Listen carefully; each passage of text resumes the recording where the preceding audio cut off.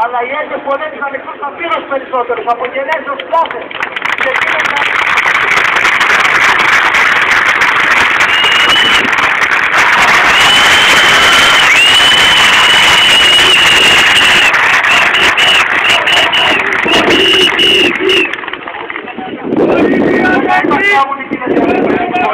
Αλλά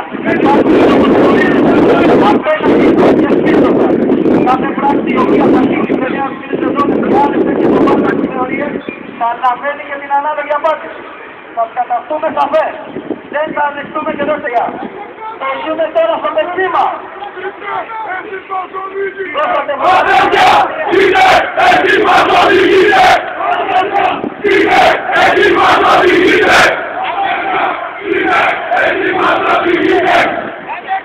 Δώσατε πολλά τη Μακεδονία, στο αιτία της Κράκης. Γιατί να είχατε κληρονομήσει από κανένα χρόνο και δεν είχατε να πληρώσετε τώρα το φόρο.